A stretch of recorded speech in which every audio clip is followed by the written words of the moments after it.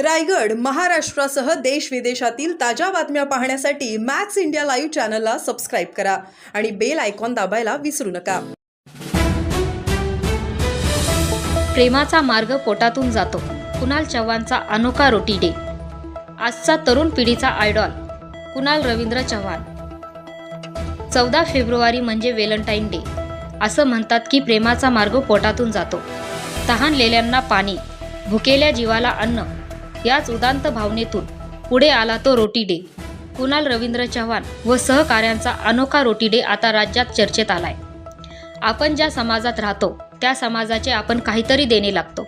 या सामाजिक बांधिलकीच्या नात्यातून त्यांनी युवा अस्मिता फाउंडेशन या संस्थेची स्थापना केली. या संस्थेमार्फत भुकेलेल्या जीवासाठी एक दिवस रोटी डे हा उपक्रम करण्याचे ठरवले आणि मग त्यासाठी योग्य दिवस निवडण्याचे ठरले. कुणालचा कल्पक बुद्धीने 14 फेब्रुवारी हा दिवस त्यासाठी योग्य असल्याचे मत त्याने मांडले. कारण आजकालचा तरुण पिढीला एक वेगळी दिशा देणारा हा दिवस आहे. मुळात आपली संस्कृतीच नसणारा 14 फेब्रुवारी हा दिवस व्हॅलेंटाईन डे म्हणून आजची तरुण पिढी मोठ्या उत्साहाने साजरी करते. आधुनिकतेच्या नावाखाली आजची तरुण पिढी या वेगवेगळ्या डेमुळे भरकटली जाऊ लागली आहे.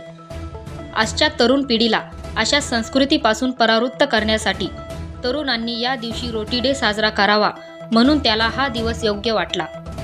सुरुवातीस 10-15 तरुणांना घेऊन सुरू केलेल्या या संस्थेचे जाळे आता संपूर्ण महाराष्ट्र व महाराष्ट्राबाहेर देखील विणले गेले आहे. यावर्षी कुणाल रवींद्र चव्हाण आणि त्याच्या सहकाऱ्यांनी महाराष्ट्रातील 15 ते 16 जिल्ह्यात हा रोटी डे साजरा करून हजारो अनाथांना अन्नाची सोय केली. अन्नदान हे सर्वश्रेष्ठ दान हे समजून त्यांनी केलेलं कार्य खरंच खूप कौतुकास पात्र आहे.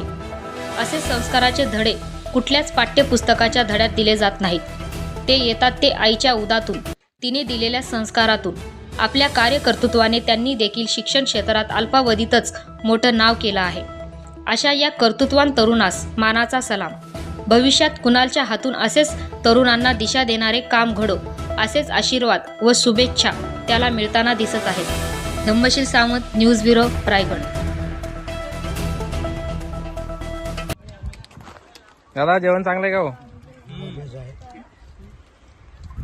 बारकेन नाही चला. आज जेवण आहे ना चांगलं?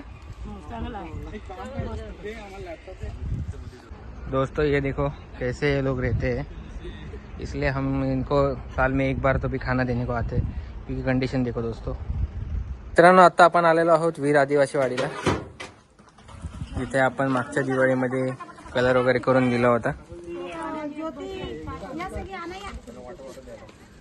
तर इथं आपण आता जरा उशीर झालाय, 3:30 वाजले, त्यामुळे जेवण डायरेक्ट देतोय संध्याकाळसाठी. अरे अच्छा धूप रहेगा इधर. अच्छा ये साइड में थोड़ा और तक.